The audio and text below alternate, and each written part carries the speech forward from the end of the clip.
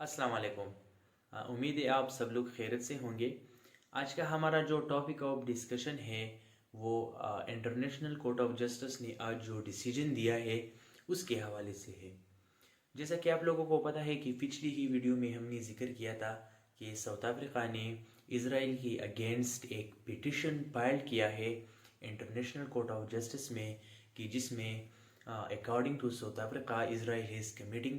genocide and the violation of genocide convention of 1948। So इसके हवाले से आज इंटरनेशनल कोर्ट ऑफ जस्टिस ने एक प्रिलिमिनरी ऑर्डर या प्रोविजनल मेजर्स जारी की है, अनाउंस की है। सो उसका हम एनालिसिस करेंगे। इस डिसीजन से हरगिज़ ये मतलब ना लिया जाए कि इंटरनेशनल कोर्ट ऑफ जस्टिस ने कहा है कि इज़राइल ने जेनोसाइड किया है। इसको लीगल लैंग्वेज में प्रोविजनली या प्रीलिमिनरी ऑर्डर या मेयर कहते हैं। सो जैसा कि आप लोगों को पता है कि साउथ अफ्रीका ने इज़राइल के अगेंस्ट एक पिटिशन फाइल किया है और उन्होंने रिक्वेस्ट किया था कि इंटरनेशनल कोर्ट ऑफ जस्टिस जो है वो ऑर्डर देकर इज़राइल के जो एग्रेशन है against the civilian of Palestine in the West Bank and Gaza उसको स्टॉप करें। सो इसी डिसीजन का हम एनालिसिस करेंगे। सबसे इम्पोर्टेंट बात ये है कि ये डिसीजन अगर हम कहें कि आया ये फ़लस्तीन के हक़ में है या ये इज़राइल के हक़ में है या ये साउथ अफ्रीका के हक़ में है। सो इसको अंडरस्टैंड करने के लिए इस पर हमने जो थोड़ा बहुत रिसर्च किया तो हम इस नतीजे पर पहुँचे कि ये आउटकम जो है इस डिसीजन का वो 50-50 है। अब 50-50 में इसलिए कह रहा हूँ कि साउथ अफ्रीका ने डिमांड किया था इंटरनेशनल कोर्ट ऑफ जस्टिस में कि वो एक ऑर्डर जारी करके एक सीज फायर का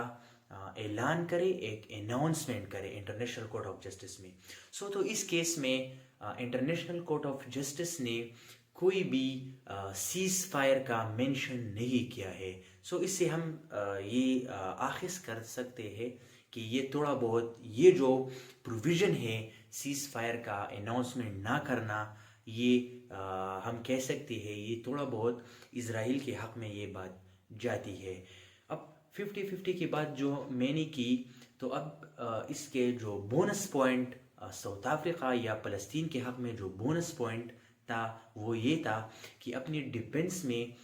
इज़राइल ने डिमांड किया था कि ये जो पिटिशन साउथ अफ्रीका ने फाइल किया है इंटरनेशनल कोर्ट ऑफ जस्टिस में, so international court of justice की जितनी भी जजेस है वो इस पिटिशन को इसको ओवरथ्रो करे, इसको डिसमिस करे। So international court of justice ने उस पिटिशन को डिसमिस नहीं किया और अपने आज के इस डिसीजन में कहा कि this petition is in the jurisdiction of international court of justice, मतलब इसको डिसमिस नहीं किया जा सकता, ये इंटरनेशनल कोर्ट ऑफ जस्टिस के दायरे इख्तियार में है। सो 50-50 मैंने इसलिए कहा कि थोड़ा बहुत रिसर्च और एनालिसिस के बाद हम ये कह सकते हैं कि आज की ही इंटरनेशनल कोर्ट ऑफ जस्टिस का जो रूलिंग है इसमें कुछ पॉजिटिव पॉइंट, कुछ बोनस पॉइंट साउथ अफ्रीका और फ़लस्तीन के हक़ में भी है और कुछ इज़राइल के हक़ में भी है। So international court of justice का प्रोसीजर ये है कि एक केस को डिसाइड करने में इनको कई साल लगते हैं, लेकिन ये लोग स्टेट की रिक्वेस्ट पर, कंसर्न पार्टी की रिक्वेस्ट पर इस केस में जो कि साउथ अफ्रीका ने रिक्वेस्ट किया था कि इंटरनेशनल कोर्ट ऑफ जस्टिस एक प्रिलिमिनरी और प्रोविजनल मेजर्स और प्रोविजंस ऑर्डर करके इज़राइल की जितनी भी एग्रेशन है उनको स्टॉप करे। सो फाइनल डिसीजन इस केस का जो आना है जो कि बहुत से उसमें 3-4 साल लग सकते हैं, तो वो अब वो डिसीजन ये नहीं है। इस डिसीजन का हरगिज़ ये मतलब नहीं है कि इंटरनेशनल कोर्ट ऑफ जस्टिस ने जो इस पिटिशन का जो कोर है जो कि जेनोसाइड के हवाले से है, ये उसके हवाले से नहीं है। ये डिसीजन कुछ ग्राउंड रियलिटीज़ को मद्देनज़र रखते हुए साउथ अफ्रीका ने रिक्वेस्ट किया था और उस पर इंटरनेशनल कोर्ट ऑफ जस्टिस ने provisional measures I think 7 to 8 provision جاری کر کے، جس میں ہے کہ اسرائیل میکزیمم کوشش کر کے جو کہ ان سے جتنا ہو سکے جینوسائڈل کیریکٹر کی جتنی بھی ایکٹس ہیں ان کو نہ ہونے دے. سو اس کے علاوہ اور بھی ہیومینیٹیرین ایڈس کے حوالے سے اور انفراسٹرکچر کو تباہ نہ کرنا اور speedy and continuous flow of humanitarian aids to the people of Gaza, اس کے حوالے سے بھی پروویژنس شامل ہے. سو یہ پروویژن میجرز جاری کرنا اور اس کیس کو دیکھنا کہ یہ انٹرنیشنل کورٹ آف جسٹس کے دائرے اختیار میں ہے، یہ ایک کلیئر کٹ وکٹری ہم کہہ سکتے ہیں ساؤتھ افریقہ کے حق میں اور فلسطین کے حق میں. اب اگر ہم دونوں ہی اسٹیٹس کی طرف جو ریئیکشن اس ڈیسیجن کو آیا ہے اگر ہم اس کے انالیسس کریں تو including the prime minister of Israel Benjamin Netanyahu اور ان کی جتنی بھی فار رائٹ گورنمنٹ آفیشلز ہے، ان کی جتنی بھی منسٹرز ہیں، انہوں نے اس انٹرنیشنل کورٹ آف جسٹس کی جو ڈیسیجن ہے اس کو ریجیکٹ کیا ہے، اور ان میں سے کئی نے یہ کہا ہے کہ یہ ڈیسیجن جو ہے، یہ کورٹ ورڈکٹ جو ہے، یہ اینٹی سیمیٹک ہے، مطلب اینٹی جوش ہے. آن دی ادر ہینڈ اگر ہم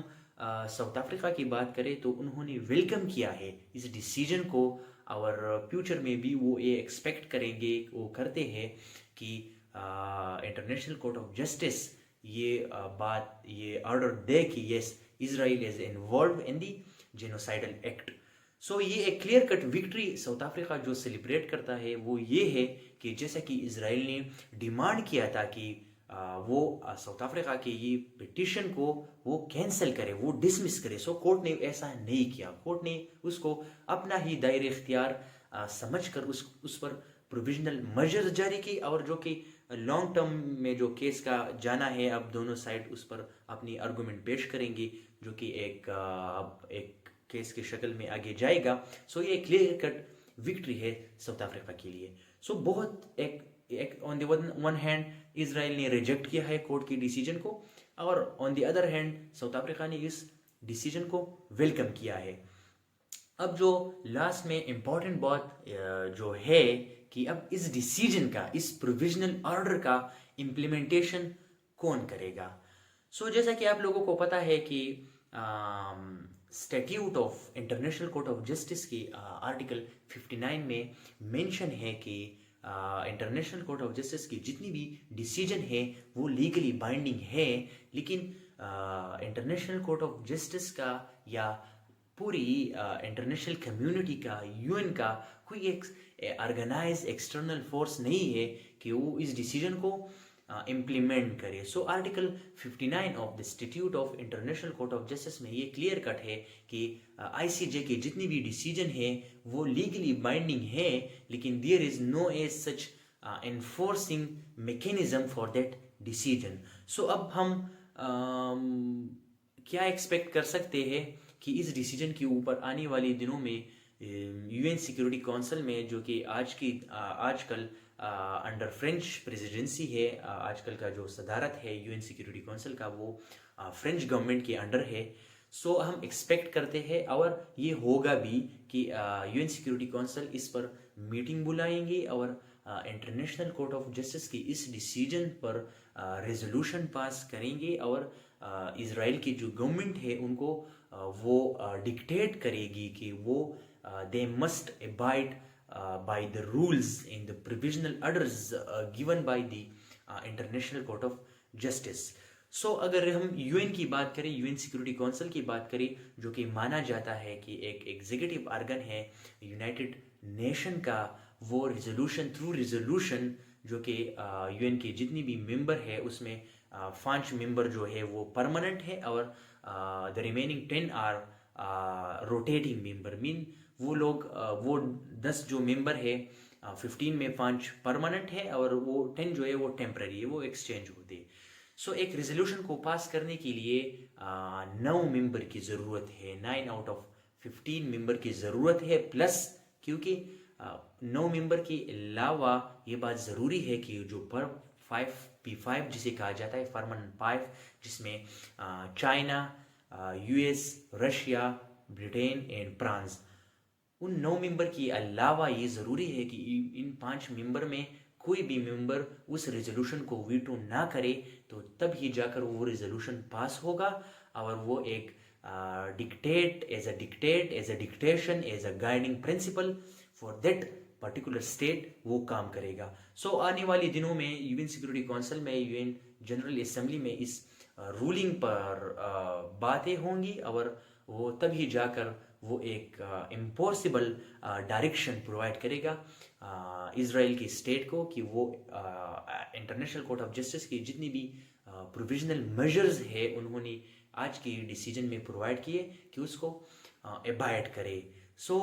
हम एक्सपेक्ट करते हैं कि आने वाले दिनों में यूएन सिक्योरिटी काउंसिल में और यूएन जनरल असेंबली में इस इंटरनेशनल कोर्ट ऑफ जस्टिस में ये जो प्रोविजनल मेजर्स आज उन्होंने अनाउंस किए इस पर बात हो और एक unanimous resolution UN security Council pass करके इजराइल की जो